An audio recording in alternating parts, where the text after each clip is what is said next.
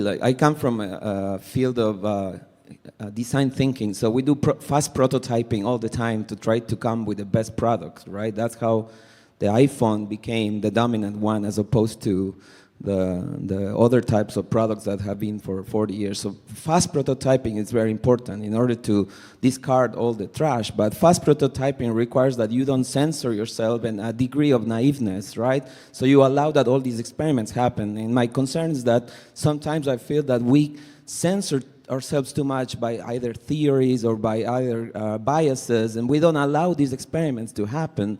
And we also, tend to like just basically not do things as you did. You went to the source, and I think that's the lesson.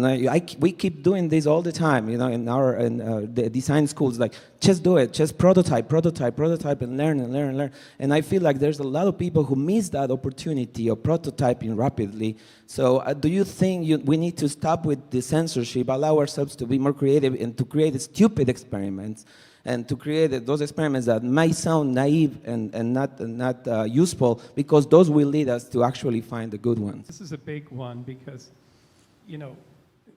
anyone who has a hypothesis that doesn't sort of try to test it and falsify it may fall in love with their idea.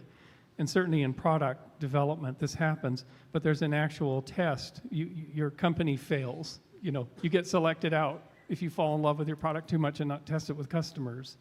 And rapid prototyping is key. It's the way nature works.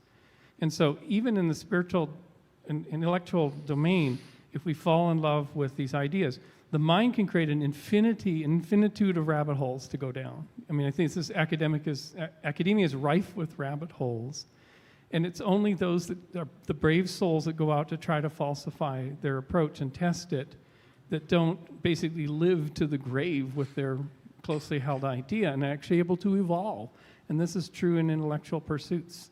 So it has to come down to testing it in the world, I don't know if I addressed the question. No, it's just an extension of what you said. Yeah, thanks. Travis.